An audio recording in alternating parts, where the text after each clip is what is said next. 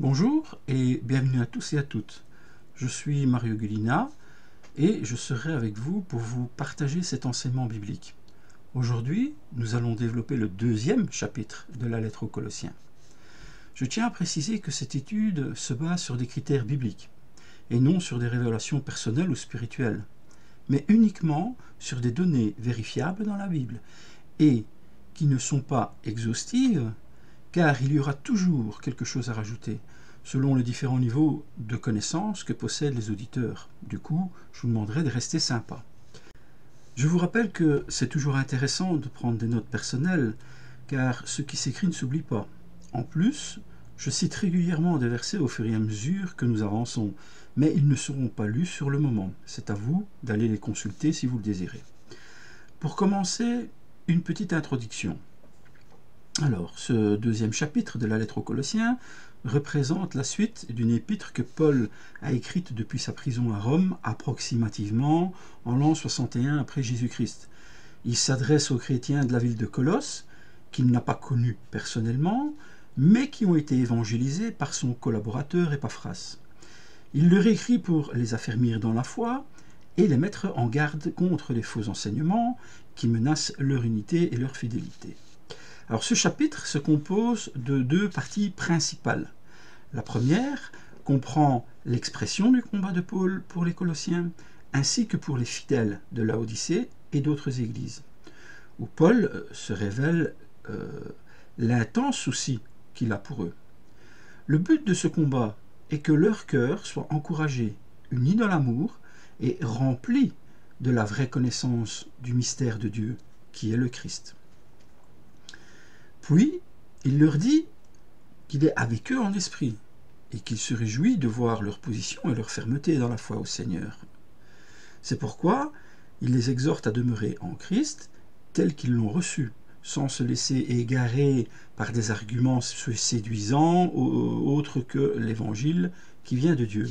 La seconde partie exprime la mise en garde contre les dangers des faux enseignants, où Paul expose les richesses et la plénitude qui sont en Christ. Il invite les églises à ne pas se laisser dépouiller par ceux qui veulent les asservir à des principes humains. Ensuite, il dénonce les erreurs des faux docteurs qui mêlent la philosophie, la tradition juive, le culte des anges, le légalisme, qui est le souci de respecter la loi à la lettre, et l'ascétisme, qui est une règle de conduite morale et physique ayant pour but de conduire à un perfectionnement spirituel. Il leur rappelle qu'ils sont morts et ressuscités avec Christ et qu'ils doivent donc rechercher les choses d'en haut, où Christ est assis à la droite du Père. Après quoi, il leur donne des instructions sur la manière de se dépouiller du vieil homme et de revêtir le nouvel homme, qui est à l'image de Christ, et aussi des conseils sur les relations familiales, sociales et ecclésiales. Pour résumer, donc, ce chapitre nous avertit sur les dangers des faux enseignants, qui peuvent nous détourner de la simplicité et de la pureté qui sont en Christ. Paul veut nous montrer que tout ce dont nous avons besoin pour être sauvés et sanctifiés se trouve en lui seul, et qu'il n'y a pas d'autre source de sagesse ou de connaissance que Jésus.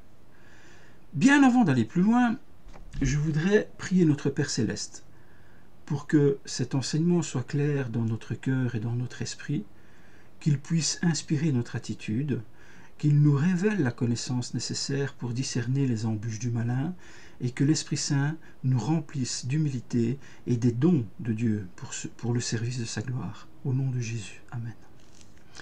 Donc, lisons maintenant le verset 1 et 2 qui dit « Je tiens, en effet, à ce que vous sachiez combien rude est le combat que je livre pour vous et pour les frères et sœurs qui sont à Laodicée, comme pour tous ceux qui ne m'ont jamais vu personnellement.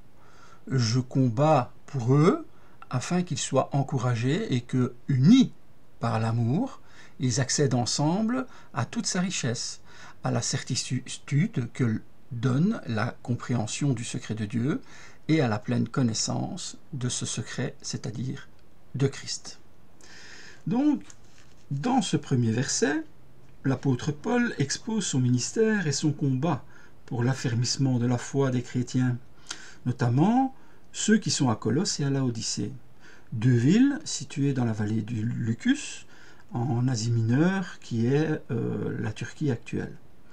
Épaphras, lui, en fait, a rapporté les progrès, mais aussi les dangers qui menacent ces églises, en particulier une fausse doctrine qui mélange des éléments juifs, païens et philosophiques et qui diminue la personne et l'œuvre de Jésus-Christ.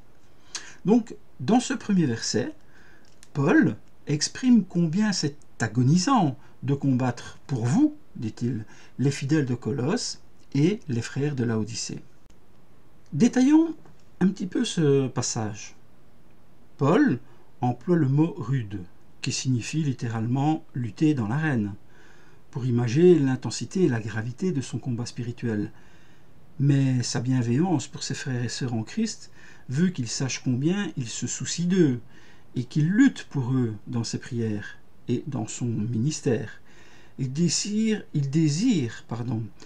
les rassurer et les informer de son affection et de son soutien. Nous pouvons comprendre aussi que, par solidarité, Paul mentionne ses frères de Laodicée, une ville voisine de Colosse, qui fait face aux mêmes problèmes doctrinaux. Il veut les associer à sa préoccupation et à sa lutte. Il leur enverra d'ailleurs sa lettre par l'intermédiaire de Tychik et leur demandera de la faire circuler entre eux. Mais nous verrons cela par la suite dans le chapitre 4, les versets 7 à 16. Ensuite, Paul ajoute « comme pour tous ceux qui ne m'ont jamais vu personnellement ». Donc ici, il englobe tous les chrétiens qu'il n'a pas eu l'occasion de rencontrer face à face, mais pour qui il se sent responsable en tant qu'apôtre des païens et auxquels il veut leur témoigner son amour et sa fidélité fraternelle. En conclusion, ce verset révèle les sentiments de Paul pour les Colossiens et pour les croyants. Il montre son souci de les affermir dans la foi en Christ. Dans le verset 2, Paul exprime différentes choses, telles que le but de son combat pour les Colossiens. Il désire qu'ils soient encouragés, motivés. Il montre par là qu'il s'en tient à leur côté comme un ami et un conseiller qui les guide pour les affermir dans leur foi. En plus, il veut leur donner le moyen d'être unis dans l'amour, de former une communauté fraternelle et solidaire, fondée sur l'amour de Dieu manifesté en Christ. En fait, Paul souhaite qu'ils possèdent tous les richesses de Dieu, la pleine certitude que donne l'intelligence et qu'ils aient une compréhension claire et profonde des vérités révélées par Dieu. Il emploie le mot richesse pour montrer qu'ils ont accès à un trésor inestimable et inépuisable. Puis, nous avons l'objet du combat. Paul veut qu'ils connaissent le mystère de Dieu, à savoir Christ. Aussi, qu'ils saisissent le sens et la portée du plan divin qui consiste à réunir toutes choses en Christ, le bien-aimé.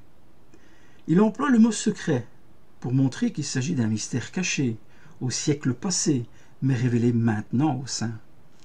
En conclusion, ce verset, il révèle encore le cœur de Paul pour les Colossiens et son désir ardent de les voir progresser dans la connaissance et l'amour du Christ. Lisons les versets 3 à 5. Alors, en lui se trouvent cachés tous les trésors de la sagesse et de la connaissance. J'affirme cela afin que personne ne vous égare par des discours trompeurs. Car même si je suis physiquement absent, je suis avec vous par la pensée, et c'est une joie pour moi de constater l'ordre qui règne parmi vous et la fermeté de votre foi en Christ. Ici, dans ce verset 13, Paul nous révèle le but de ce combat. Il veut qu'il soit comblé en Christ, qu'il est tout en tout. Il emploie le mot « en lui » pour montrer que Christ est le centre et le fondement de toute chose, et que c'est en lui seul que les chrétiens peuvent trouver leur plénitude. Paul nous exprime la source de ce combat. Il prie pour que les Colossiens trouvent en Christ tout ce dont ils ont besoin pour le connaître, et connaître en même temps sa volonté. Il utilise le mot caché pour montrer que ces trésors ne sont pas accessibles à la raison humaine ou aux traditions religieuses, mais qu'ils sont révélés par Dieu à ceux qui croient en son Fils. Puis, il nous parle de la richesse de son combat. Paul souhaite qu'il découvre en Christ tous les trésors de la sagesse et de la connaissance. Il emploie le mot trésor pour montrer qu'il s'agit bien d'un estimable et inépuisable trésor qui dépasse tout ce que le monde peut offrir. Il distingue la sagesse et la connaissance pour montrer que Christ est à la fois le maître et le modèle de toute vérité pratique et théorique. En conclusion, ce verset, il révèle les désirs de Paul de voir les Colossiens progresser, grandir dans la connaissance, la sagesse et l'amour de Christ. Alors voyons un peu le verset 4. Il exprime la raison du combat de Paul, qui est de mettre en garde les Colossiens contre les faux enseignants qui cherchent à les éloigner de la vérité en Christ. Ici, Paul nous parle de la méthode de ce combat, qui est un rappel de ce qu'il leur a déjà enseigné sur la personne et l'œuvre de Christ. Il emploie le mot « cela », qui renvoie au contenu des versets précédents, où il a affirmé la suprématie et la suffisance du Christ, qui est le mystère de Dieu révélé aux saints. Puis, nous avons l'urgence du combat, qui est de les préserver des dangers qui les menacent. Il emploie le mot « personne », qui implique qu'il n'y a pas d'exception, que tous les faux enseignants sont à rejeter, quel que soit leur nom ou leur prestige. Pour finir, il emploie le mot trompeur, qui suggère que ces discours ont un attrait séduisant, qu'ils flattent les sens ou l'orgueil des auditeurs, qui se trouvent détournés par un raisonnement fallacieux. Cela pour montrer que ces imposteurs utilisent des arguments apparemment plausibles, mais mensongers. En conclusion, ce verset 4 révèle que Paul a le désir ardent de les voir rester fidèles à Christ et montre, par la même occasion, l'importance de son souci, qui est de les protéger des faux enseignants qui menacent leur foi en Christ.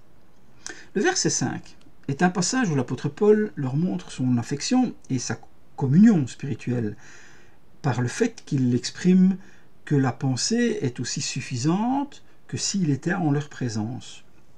Ici, Paul se réjouit de voir leur ordre, leur bonne conduite, leur discipline selon la parole de Dieu. Il se réjouit aussi de voir la fermeté de leur foi, leur attachement et leur confiance comme leur Sauveur et leur Seigneur. Il les encourage ainsi à persévérer dans cette voie, malgré les épreuves et les tentations qui pourraient survenir.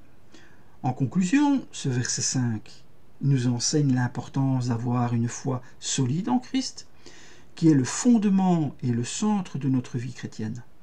Il nous enseigne aussi l'importance d'avoir une communion fraternelle avec les autres croyants, même à distance, en partageant leur joie et leur peine, en priant les uns pour les autres et en s'exhortant mutuellement à demeurer fidèles au Seigneur.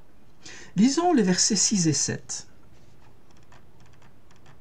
Alors, aussi, puisque vous avez reçu Jésus-Christ le Seigneur, comportez-vous comme des gens unis à lui. Enracinez-vous en lui.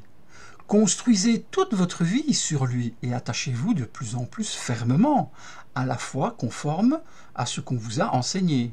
Agissez ainsi en adressant à Dieu de nombreuses prières de reconnaissance. Le verset 6 est le début de l'exhortation à marcher pleinement en Christ, à se comporter comme faisant partie de lui, à vivre en conformité avec sa doctrine, son exemple et sa volonté. Paul leur rappelle qu'ils ont reçu le Christ par la foi, comme leur Sauveur et leur Seigneur, et qu'ils doivent continuer à lui être fidèles. Il emploie le terme Christ pour rappeler son rôle de Messie, d'oint et d'envoyé de Dieu. Puis il emploie le terme Seigneur pour souligner la souveraineté et l'autorité de Christ sur son Église et sur chaque croyant. Pour finir, il utilise le terme « uni », qui signifie rester attaché à lui, s'appuyer sur lui obéir, lui ressembler, lui rendre gloire. C'est une union qui implique la confiance, l'amour, la soumission, la sanctification, l'adoration, et qui se fait dans la dépendance du Saint-Esprit, qui nous unit à Christ et nous rend capables de porter du fruit pour Dieu. En conclusion, ce verset nous enseigne que la foi chrétienne n'est pas seulement une adhésion intellectuelle à une doctrine, mais une relation personnelle et vivante avec une personne, le Seigneur Jésus-Christ. Il nous enseigne aussi que cette relation doit se traduire par une conduite pratique qui manifeste notre engagement et notre gratitude envers celui qui nous a aimés et sauvés. Alors le verset 7 est une continuité du verset 6, où l'apôtre Paul exhorte les chrétiens de Colosse et de Laodicée à marcher en Christ, à vivre en conformité avec sa doctrine et son exemple. Il leur donne ensuite à travers ce verset 3 exemples pour figurer l'attitude qu'ils doivent pratiquer dans leur relation avec Christ. Ces 3 termes sont enraciné, attaché et ferme. La première définition que Paul utilise est enraciné, qui signifie avoir une union vitale avec Christ, comme une plante qui tire sa sève et sa nourriture du sol. Cela implique de dépendre entièrement de lui pour notre salut, notre croissance et notre fruit. Cela implique aussi de rester attaché à lui, sans se laisser arracher par les vents des fausses doctrines ou des séductions du monde. Puis, il utilise le mot fondé, qui signifie avoir une union solide avec Christ, comme un édifice qui repose sur un fondement inébranlable. Cela implique de le reconnaître comme le seul fondement de notre espérance, de notre assurance et de notre sécurité. Cela implique aussi de bâtir notre vie sur sa parole, sans se laisser ébranler par les épreuves ou les tentations. La troisième définition que Paul exprime est ferme. Elle signifie la conviction, la résolution définitive de tenir bon dans sa foi, d'avoir une union constante avec Christ, comme un soldat qui tient ferme son poste sans se faire distraire par quoi que ce soit. Cela implique de croire en Christ comme le seul Dieu faisant partie de notre confiance, de notre obéissance et de notre adoration. Cela demande aussi de persévérer dans la foi sans se laisser détourner par les doutes, les craintes ou les séductions. Pour finir, Paul ajoute que cette relation avec Christ doit être conforme à l'enseignement qu'ils ont reçu par les apôtres et leurs collaborateurs, qui leur ont transmis la vérité évangélique. Il exprime aussi qu'ils doivent abonder en Christ, ils doivent faire des progrès continus dans sa connaissance et dans sa ressemblance, et il termine en disant qu'ils doivent rendre grâce à Dieu pour le don inestimable de Christ, qui est tout pour eux. Alors en conclusion, ce verset nous enseigne que la vie chrétienne n'est pas une simple adhésion à une doctrine, mais une relation personnelle et vivante avec une personne, le Seigneur Jésus-Christ.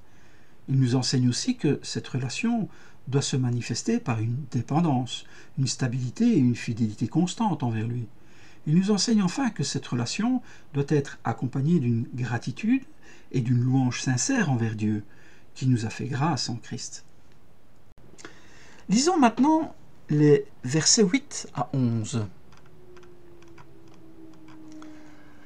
Veillez à ce que personne ne vous prenne au piège de la recherche d'une sagesse, qui n'est que tromperie et illusion, qui se fonde sur des traditions toutes humaines, sur les principes élémentaires qui régissent la vie des gens de ce monde, mais non sur Christ. Car c'est en lui, c'est dans son corps qu'habite toute la plénitude de ce qui est en Dieu. Et par votre union avec lui, vous êtes pleinement comblés, car il est le chef de toute autorité et de toute puissance. C'est aussi dans l'union avec lui que vous avez été circoncis, non d'une circoncision opérée par les hommes, mais de la circoncision que demande Christ, et qui consiste à être dépouillé de ce qu'a fait l'homme livré à lui-même. Donc, ce verset 8 est le début du message de l'apôtre Paul, où il met en garde les chrétiens de Colosse contre les dangers des fausses doctrines qui menacent leur foi en Christ. Il leur rappelle la suprématie et la suffisance de Jésus, qui est le seul fondement de leur salut et de leur vie spirituelle. Il commence par le mot « veiller », qui signifie être vigilant, attentif, prudent. Enfin, de ne pas se laisser séduire ou entraîner par des discours séduisants ou des raisonnements fallacieux. Il embraye avec les mots « prennent au piège », qui annonce un dépouillement, un vol, un enlèvement de quelque chose de précieux. Ici, il s'agit de la vérité de l'Évangile, de la liberté en Christ, de la plénitude en lui. Puis, il parle de recherche d'une sagesse. Ici, il fait allusion à un système de pensée humaine, basé sur la raison, la logique, les spéculations et les opinions qui prétendent expliquer le sens de la vie et de l'univers, mais qu'ils ignorent ou rejettent la révélation divine et le mystère de Christ. Ensuite, il affirme en disant qu'il n'est que tromperie et illusion. Cela fait référence à un mensonge vide, sans fondement, sans valeur, qui séduit par son apparence de sagesse ou de piété, mais qui conduit à l'erreur et à la perdition. Il continue en disant qu'il se fonde sur des traditions toutes humaines. Elle indique que le raisonnement se calque sur des coutumes, des pratiques, des règles et des doctrines qui sont transmises par les hommes, mais qui ne sont pas conformes à la parole de Dieu et à l'enseignement des apôtres. Il ajoute sur les principes élémentaires. Dans ce passage, il fait référence aux éléments qui régissent le monde, qui sont liés à la nature matérielle et visible, à la loi mosaïque, aux mauvaises puissances spirituelles, mais qui n'ont aucun rapport avec la nouvelle création en Jésus-Christ. Il termine avec les mots « mais non sur Christ », qui indique que l'on ne tient pas compte du Christ, que l'on ne reconnaît pas sa personne, son œuvre, sa gloire et sa seigneurie. Christ est le seul critère pour juger de toute doctrine et de toute pratique. Il est le seul chemin vers Dieu, le seul fondement du salut, le seul trésor de la sagesse et de la connaissance. En conclusion, ce verset nous enseigne que nous devons être vigilants et fermes dans notre foi en Christ, sans nous laisser égarer par des doctrines humaines ou mondaines qui nous éloignent de lui. Il nous enseigne aussi que nous devons nous appuyer uniquement sur Christ, qui est tout en tous. Le verset 9 fait partie d'un passage où Paul affirme la suprématie et la suffisance de Christ, qui est le seul fondement du salut et de la vie spirituelle des croyants. Il commence par les mots « c'est en lui », qui signifie d'être en Christ. C'est le sujet du discours de Paul. Christ est le centre et le contenu du mystère de Dieu, dans lequel sont cachés tous les trésors de la sagesse et de la connaissance. Christ est aussi le chef du corps, qui est l'Église, et le premier-né de toute la création, par qui et pour qui tout a été créé. Puis, il exprime les mots « c'est dans son corps », qui signifie de manière réelle, concrète, tangible. Cela implique que la divinité de Christ n'est pas seulement spirituelle ou abstraite, mais qu'elle s'exprime aussi dans son humanité, véritable et complète. Cela implique aussi que Christ est le seul médiateur entre Dieu et les hommes, le seul accès au Père, le seul modèle pour les croyants. Il n'y en a point d'autre. Dans la suite de sa phrase, Paul indique une destination en citant les mots « qu'habite », ce qui représente la demeure, la résidence, la maison ou encore le domicile. Cela demande une présence permanente et personnelle et non une manifestation temporaire ou symbolique, car l'endroit où on habite, c'est le lieu où l'on passe généralement le plus de temps.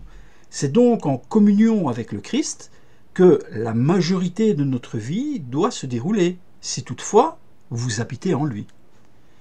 Ensuite, le mot « toute », qui signifie sans exception, sans restriction, sans diminution, que Christ possède pleinement et parfaitement tous les attributs et toutes les prérogatives de la divinité, sans aucune limite ou défaut. Les mots « la plénitude » signifient l'abondance, la totalité, l'achèvement. Cela nous révèle que Christ est la source et le but de tout ce qui existe, que tout ce qui est en Dieu se trouve en lui, que rien ne lui manque, ni ne lui est ajouté. Il termine par dire « de ce qui est en Dieu ». Ici, il nous enseigne sur la nature divine, l'essence divine, l'être divin, comme quoi Christ est Dieu lui-même. Il a le même titre de Dieu que le Père, il est l'égal au Père et à l'Esprit Saint, participant de la même gloire et de la même majesté.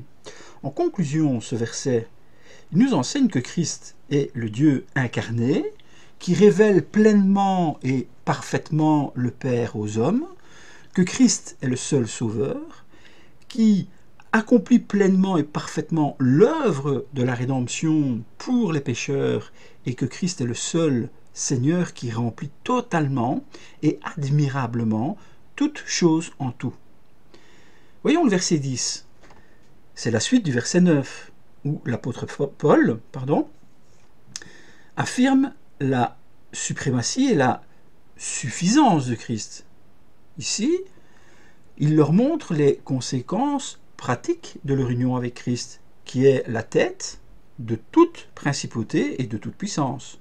Il commence par dire « vous êtes pleinement comblés », c'est-à-dire que vous avez tout ce dont vous avez besoin en lui, que vous ne manquez de rien en lui, que vous n'avez pas besoin d'ajouter quoi que ce soit à ce qu'il vous a donné, car vous êtes sauvés, sanctifiés, justifiés et glorifiés en lui. Vous avez accès à toutes les richesses de sa grâce, de sa sagesse, de sa connaissance et de sa puissance qui est en lui. Donc puis, il continue avec « car il est le chef ». Cela signifie qu'il est le souverain, l'autorité, le maître, le commandant. En fait, Christ a le droit à la dignité, à la prééminence sur tout ce qui existe. Christ a le contrôle, la direction et la protection sur tout ce qui concerne son peuple. Ensuite, il ajoute de toute autorité et de toute puissance, qui signifie de tout ordre ou rang, de créatures spirituelles ou célestes, qu'elles soient bonnes ou mauvaises, angéliques, démoniaques, car le Christ les a créées, il les soutient et il les gouverne, mais aussi il les a vaincus, il les a dépouillés et il a triomphé sur eux. En conclusion, ce verset, il nous enseigne que Christ est le seul et suffisant Sauveur, qui nous donne tout ce qui concerne la vie et la piété. Il nous enseigne aussi que Christ est le seul suprême Seigneur, qui règne sur tout ce qui concerne le ciel et la terre. Voyons ce verset 11. Il fait partie du passage où Paul oppose la circoncision spirituelle des chrétiens à la circoncision charnelle des Juifs. Il montre que les chrétiens ont reçu en Christ tout ce que la circoncision symbolisait, et qu'ils n'ont pas besoin de se soumettre à ce rite corporel. Son message commence par « avec lui ». Ici, il indique le Christ, qui est le centre et le contenu du mystère de Dieu, où sont cachés tous les trésors de la sagesse et de la connaissance. Il est le chef du corps, qui est l'Église, et le premier-né de toute la création. Je me répète, mais c'est important de le comprendre. Donc, par qui et pour qui tout a été créé. Continuons. Il dit ensuite, vous avez été circoncis, qui signifie que vous avez reçu le signe et le sceau de l'alliance de Dieu. qui vous distingue comme faisant partie de son peuple saint et fidèle. La circoncision était l'ordonnance donnée à Abraham et à sa postérité comme un gage de la promesse divine et comme une exigence de l'obéissance humaine. La circoncision est expliquée dans le livre de la Genèse, chapitre 17, versets 9 à 14. Donc si vous voulez un peu plus de détails, allez la voir et vous verrez que c'est quand même assez intéressant. Puis, il continue son message par « non d'une circoncision opérée par les hommes », donc qui informe sur une circoncision spirituelle et intérieure, qui ne concerne pas la chair, mais le cœur. La circoncision faite par la main des hommes était une opération physique et temporelle, qui pouvait être accomplie sans foi ni repentance, car la circoncision faite sans les mains est une opération divine et éternelle, qui implique la foi en Christ et le renoncement au péché. Donc, suite de sa phrase, elle nous dit « mais que de la circoncision que demande Christ ». Donc, cela implique la circoncision que le Seigneur a instituée, accomplie et appliquée. Jésus a institué la circoncision spirituelle en annonçant la nécessité de naître de nouveau. La nouvelle naissance, elle est expliquée par Jésus pour la première fois dans le livre de Jean, au chapitre 3, versets 3 à 8, avec Nicodème, où Christ a accompli cette circoncision, aussi par sa mort sur la croix pour ôter le péché du monde.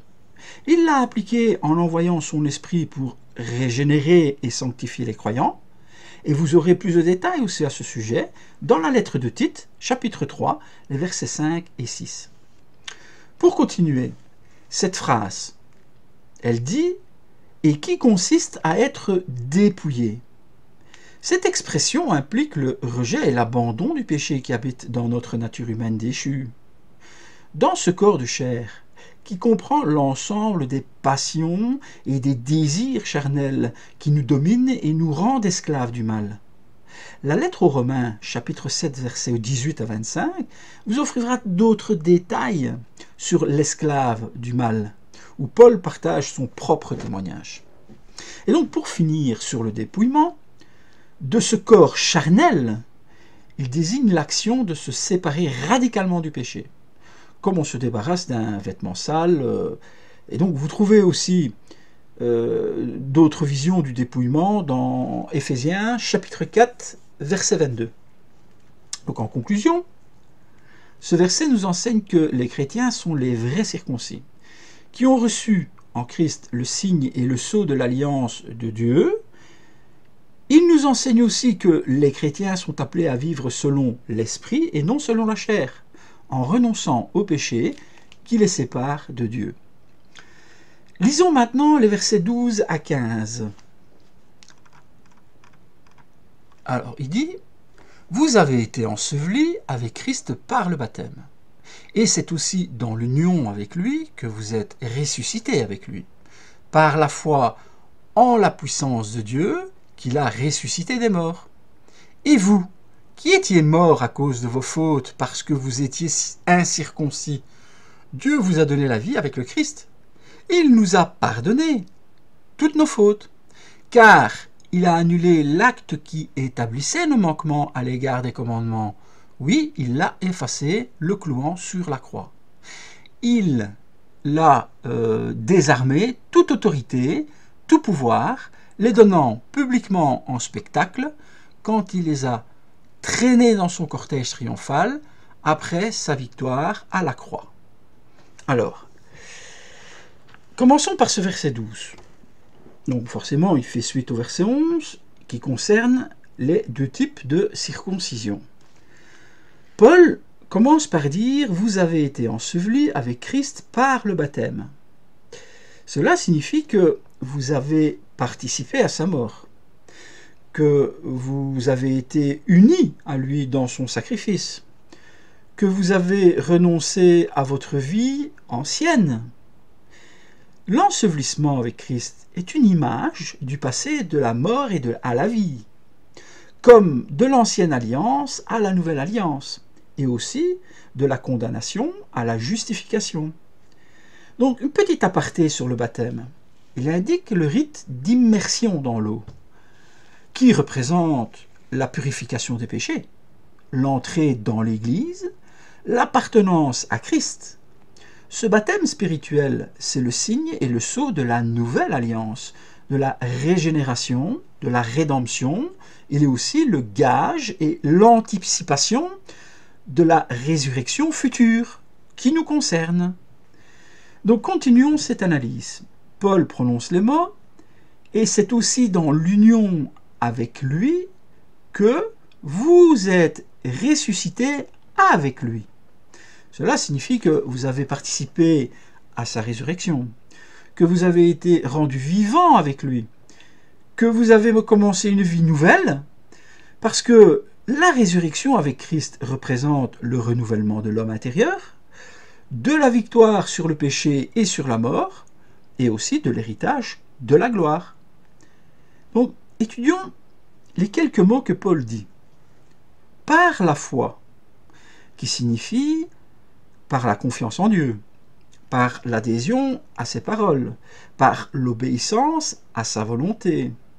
La foi est le moyen par lequel nous recevons les bénéfices de l'œuvre de Christ, par lequel nous sommes unis à lui, par lequel nous marchons en lui.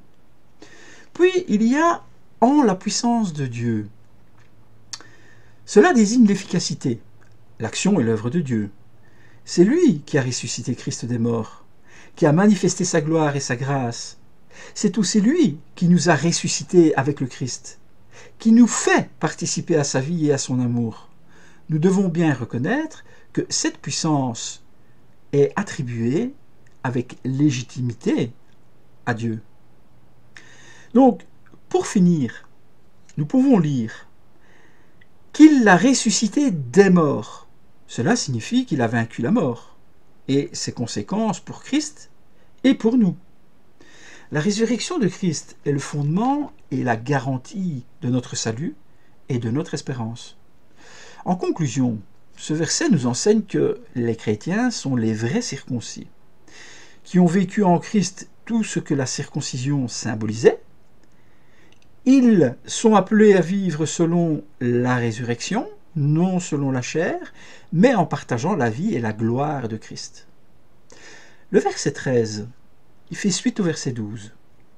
Paul montre que les chrétiens ont été ensevelis et ressuscités avec Christ par le baptême. Les premiers mots sont « et vous, qui étiez morts ».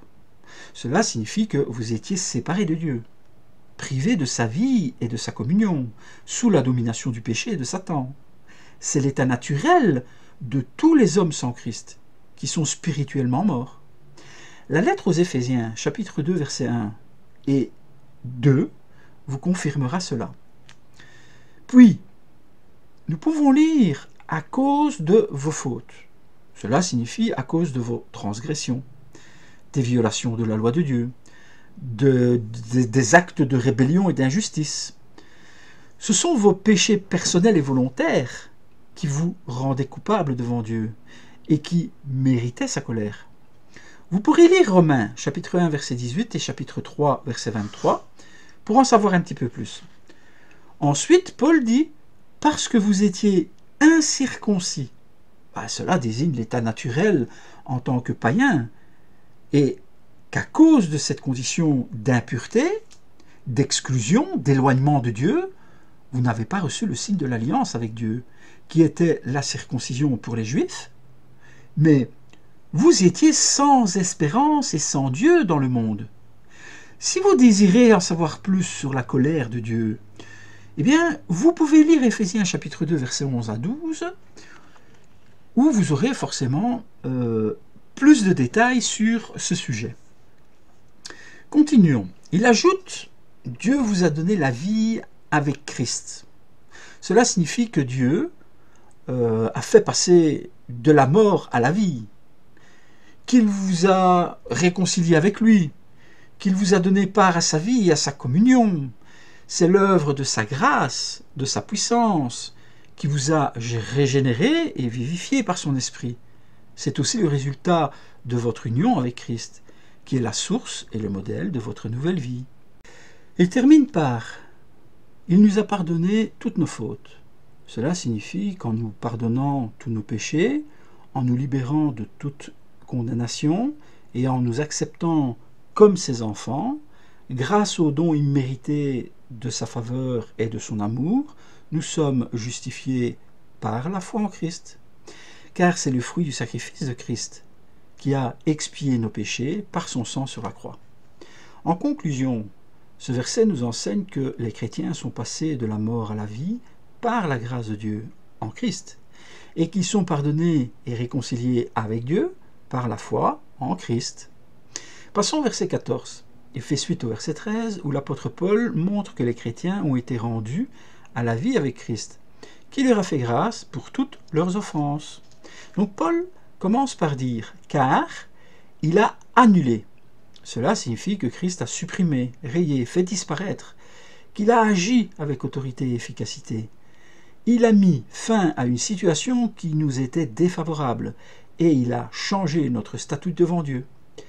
Puis il parle de l'acte. Cela fait référence au document, au contrat, au certificat que Christ a traité avec une réalité concrète et juridique, qui avait une valeur et une force légale, qui était la preuve et le témoin de notre dette. Il ajoute qui établissait nos manquements. Cela signifie que la loi de Dieu, avec ses commandements et ses exigences, nous rendait coupables et passibles de châtiment par la difficulté de l'appliquer dans notre vie. Christ a pris en compte la sainteté et la justice de Dieu, qui ne pouvait pas ignorer ni tolérer nos péchés, mais qui demandait une réparation et une satisfaction. Ensuite, il dit à l'égard des commandements. Cela signifie que cet acte était toujours en vigueur et en opposition à nous, qu'il nous accusait et nous menaçait continuellement. Cela implique que Christ a résolu un problème qui était permanent et insoluble pour nous, qui nous empêchait d'avoir la paix et la joie avec Dieu. Du coup, il précise avec ces mots. Oui, il l'a effacé. Ceci indique que Jésus l'a anéanti, qu'il l'a rendu nul et sans effet, qu'il a mis hors d'usage, qu'il a agi avec puissance et victoire, qu'il a triomphé d'un ennemi qui nous dominait et qu'il a libéré ceux qui en étaient ses captifs. Il termine par en le clouant à la croix. Christ démontre qu'il a souffert à notre place et pour notre bien, qu'il a apporté avec amour et humilité nos péchés et nos malédictions, qu'il les a attachés à son instrument de supplice et de mort. Il les a exposés publiquement à la honte et au mépris, et il les a associés à son sacrifice expiatoire pour qu'à travers cet acte, le croyant soit justifié devant Dieu. En conclusion, ce verset, il nous enseigne que Christ est le seul et suffisant Sauveur. Il nous a délivrés de la condamnation de la loi et sauvés du châtiment dû au péché par sa mort sur la croix. Car il est le seul et suprême Seigneur, qui a vaincu la puissance de la loi par sa résurrection. Lisons maintenant le verset 15. Il fait suite au verset 14 où l'apôtre Paul montre que Christ a annulé la dette qui pesait sur les chrétiens à cause de la loi en la clouant à la croix. Paul commence par dire « il l'a désarmé ». Ceci annonce que Christ a dépossédé, dessaisi, ôté toute autorité et toute influence. Il a agi avec puissance et victoire. Il a mis fin à une situation qui nous désavantageait et il l'a changé favorablement notre statut devant Dieu. Puis, il cite « toute autorité, tout pouvoir ». Cela indique les ordres ou les rangs de créatures spirituelles ou célestes qui sont hostiles à Dieu, à son peuple, qui sont sous la domination de Satan, le prince de ce monde. Ce sont les forces du mal qui sèment le mensonge, la séduction, l'oppression et la persécution. Ensuite, il prononce les donnant publiquement en spectacle. Cela montre que Jésus s'est occupé personnellement des dominations. Il les a exposées à la honte et au mépris, qu'il les a montrées comme vaincues et impuissantes. Il les a humiliées devant tous. Il a agi avec autorité et gloire. Il a manifesté sa suprématie et sa majesté. Et il a révélé sa sagesse et sa grâce. Il termine par dire, dans son cortège triomphal, après sa victoire à la croix. Cela indique qu'il les a vaincus par son sacrifice expiatoire, qu'il a soumis les autorités par son obéissance volontaire, qu'il les a détruites par sa mort et sa résurrection, qu'il a souffert à notre place et qu'il a porté nos péchés. En conclusion, ce verset nous enseigne que le Seigneur est le seul et suffisant Sauveur, qu'il nous a délivrés de la puissance des ténèbres par sa mort sur la croix, qu'il est le seul et suprême Dieu, qu'il règne sur toute principauté et puissance par sa résurrection. Lisons à présent les versets 16 à 19. Alors, c'est pourquoi ne vous laissez juger par personne à propos de ce que vous mangez ou de ce que vous buvez ou au sujet de l'observance des jours de fête, des nouvelles lunes ou des sabbats. Tout cela n'était que l'ombre des choses à venir. La réalité est en Christ. Ne vous laissez pas condamner par ces gens qui prennent plaisir à s'humilier et à s'adonner à un culte des anges. Ils se livrent à leurs visions, ils s'enflent d'orgueil, sans raison, poussés par leurs pensées toutes humaines. Ils ne s'attachent pas à Christ, qui est le chef, la tête. C'est de lui que le corps tout entier tire sa croissance comme Dieu le veut, grâce à la cohésion et à l'unité que lui apportent les articulations et les ligaments. Donc, voyons en détail, commençons par ce verset 16. En fait, il fait partie d'un passage où l'apôtre Paul met en garde les chrétiens de Colosse contre les dangers des fausses doctrines qui menaçaient leur foi en Christ. Dans ce verset, Paul commence par dire « Ne vous laissez juger par personne ».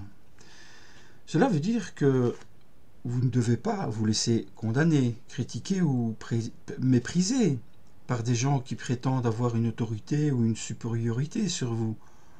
Vous devez être ferme et confiant dans votre foi en Christ, sans vous laisser ébranler ou intimider par des discours séduisants ou des raisonnements fallacieux. Puis, il dit à propos de ce que vous mangez ou de ce que vous buvez. Cela fait référence aux règles alimentaires, aux interdits et aux prescriptions concernant la nourriture et la boisson. Vous ne devez pas vous soumettre à des lois humaines ou traditionnelles qui vous imposent des restrictions ou des obligations qui ne sont pas conformes à l'évangile de la grâce. De plus, faites bien attention de n'avoir aucun jugement ou mépris pour ceux qui ont une conscience ou une attitude différente de la vôtre sur ces questions. Le Seigneur s'en occupe. Donc si vous désirez approfondir le sujet, vous pouvez lire Romains chapitre 14, les versets 1 à 23. Ensuite, il mentionne ou au sujet de l'observance des jours de fête, des nouvelles lunes ou des sabbats. Cela est lié aux jours spéciaux, aux célébrations et aux observances basées sur le calendrier religieux juif, qui est différent des fêtes païennes. Par votre liberté de la loi, vous ne devez pas vous laisser imposer des rites étrangers ou des cérémonies qui n'ont plus de valeur ni de sens depuis que Christ est venu. Par contre, c'est pareil que pour la nourriture. Ne condamnez pas ceux qui les pratiquent et ne rejetez pas ceux qui ont une opinion différente de la vôtre sur ces questions. Je vous invite à lire Galates, chapitre 4, versets 9 à 11. En conclusion, ce verset nous enseigne que nous devons être libres et responsables devant Dieu, sans nous laisser dominer ou influencer par les opinions ou les pratiques des hommes. Car, en tant que disciples de Jésus, nous devons être tolérants et respectueux envers les autres, sans les juger ou les diviser sur des questions secondaires. En fait, c'est préférable d'éviter les débats ou les querelles sur les sujets qui ne condamnent personne devant Dieu. Car tout ce que vous faites, vous le faites pour Christ. Alors, ce verset 17 fait suite au verset 16 où Paul met en garde les chrétiens de Colosse contre les dangers des fausses doctrines, et il commence par dire « tout cela », qui désigne les règles alimentaires, les jours spéciaux et les fêtes qui étaient liées au calendrier religieux juif. Ce sont des choses dont Paul a dit qu'elles ne devaient pas être un sujet de jugement ou de condamnation pour les chrétiens. Puis il continue sa phrase avec « n'était que l'ombre ». Cela indique une représentation imparfaite, une vague préfiguration ou une projection partielle des choses qui n'avaient pas de valeur ou de réalité en elles-mêmes, mais qui annonçait ou symbolisait quelque chose de plus grand et de plus important à venir. Ensuite, il continue en disant des choses à venir. Ici, il parle des réalités spirituelles, des bénédictions célestes, des promesses divines, ces choses que Dieu avait préparées pour son peuple, qu'il avait révélées par les prophètes, qu'il avait accomplies en Christ. Il ajoute la réalité. Cela annonce la substance, le corps, l'accomplissement de ce qui donne du sens et de la valeur à l'ombre, ce qui la remplace et la dépasse, ce qui la rend obsolète et inutile. Il termine par les mots « est en Christ ». Paul affirme clairement que la réalité se trouve en Christ. Elle lui appartient et tout dépend de lui, car il est le centre et le contenu du plan de Dieu, dans lequel sont cachés tous les trésors de la sagesse et de la connaissance. Car Jésus-Christ est le premier-né de toute la création, par qui et pour qui tout a été créé. Donc en conclusion, ce verset, il nous enseigne que nous devons être libres et responsables devant Dieu, sans nous attacher aux ombres des choses passées, mais aux réalités des choses présentes et futures. Nous devons être unis et dépendants de Christ, qui est le seul et suffisant Sauveur et Seigneur. Le verset 18, il fait toujours partie du passage où Paul avertit contre les dangers des fausses doctrines. Paul commence ce passage par dire « Ne vous laissez pas condamner par ces gens ». C'est-à-dire que vous ne devez pas vous laisser séduire, tromper ou entraîner par des gens qui prétendent avoir une autorité ou une supériorité sur vous. Mais vous devez plutôt rester ferme et confiant dans votre foi en Christ, sans vous laisser ébranler ou intimider par des discours séduisants ou des raisonnements fallacieux. La suite de la phrase stipule qu'ils prennent plaisir à s'humilier. Ici, Paul attire l'attention sur leur attitude qui serait faussement modeste, pieuse et soumise à Dieu.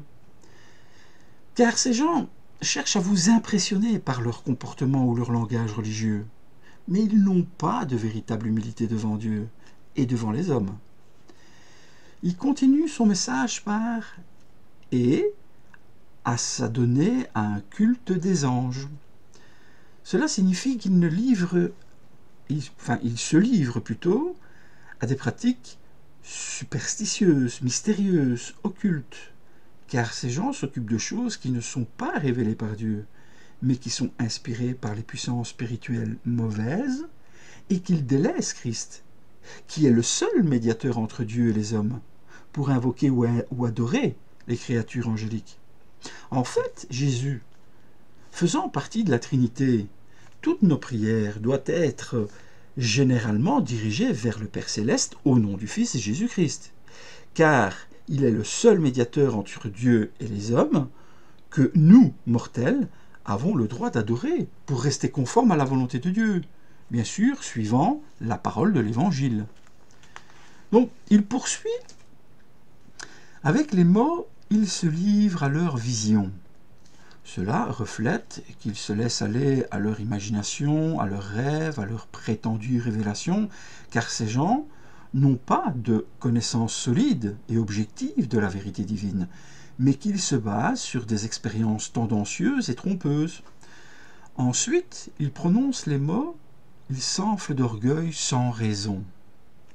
Paul veut que nous sachions qu'ils sont remplis de fierté vide, d'une arrogance sans fondement, d'une présomption sans mesure, car ces gens n'ont pas une véritable crainte de Dieu, ni un véritable amour pour les hommes, mais qu'ils se glorifient eux-mêmes et qu'ils méprisent les autres.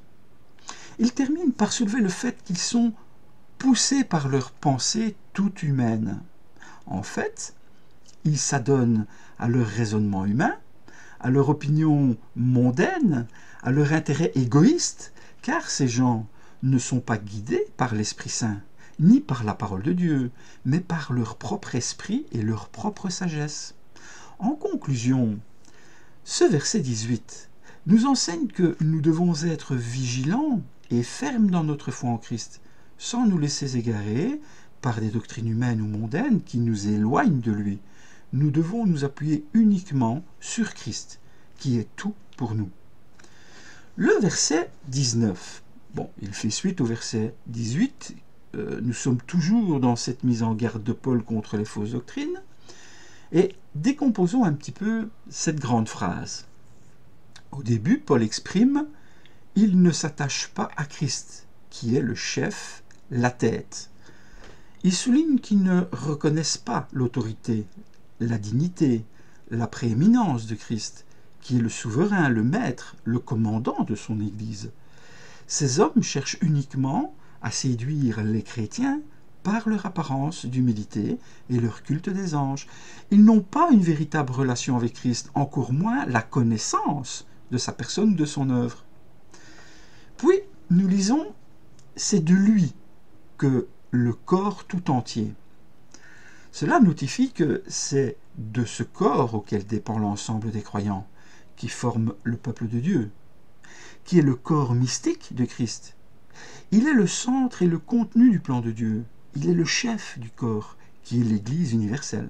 Il continue par dire « tire sa croissance comme Dieu le veut ». Paul déclare que les croyants reçoivent le développement, la croissance, la maturité que Dieu produit, et aussi que l'Église est une réalité progressive et fructueuse, qui a pour but d'atteindre la plénitude et la perfection en Christ. L'Église est une réalité divine et gracieuse, qui bénéficie de la puissance et de la bonté de Dieu. Il termine sa phrase par « grâce à la cohésion et à l'unité que lui apportent les articulations et les ligaments ».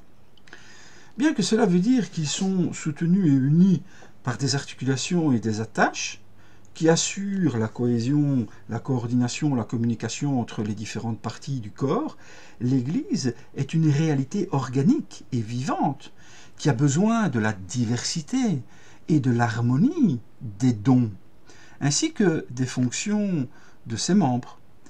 L'Église est aussi une réalité spirituelle et dynamique qui dépend de l'action, de l'unité de l'Esprit Saint et de la parole de Dieu. En conclusion, ce verset nous enseigne que nous devons être attachés à Christ, qui est le seul Sauveur et Seigneur, et nous devons être solidaires avec son Église, qui est son corps mystique et glorieux. Lisons maintenant les versets 20 à 23. Alors, vous êtes morts avec Christ à tous ces principes élémentaires qui régissent la vie des gens de ce monde. Pourquoi alors, comme si votre vie appartenait encore à ce monde, vous laissez-vous imposer des règles du genre « ne prends pas ceci, ne mange pas cela, ne touche pas à cela ». Toutes ces choses ne sont-elles pas destinées à périr après qu'on en a fait usage? Voilà bien des commandements et des enseignements purement humains. Certes, les prescriptions de ce genre paraissent empreintes d'une grande sagesse, car elles demandent une dévotion rigoureuse, des gestes d'humiliation et l'assujettissement du corps à une sévère discipline. En fait, elles n'ont aucune valeur, sinon pour satisfaire des aspirations toutes humaines. Alors là, on arrive dans les derniers versets. Nous commençons avec ce verset 20, qui fait encore partie de la mise en garde. Mais ici, par contre, Paul ajoute une particularité de la liberté en Christ. Il commence par dire « Vous êtes morts avec Christ ».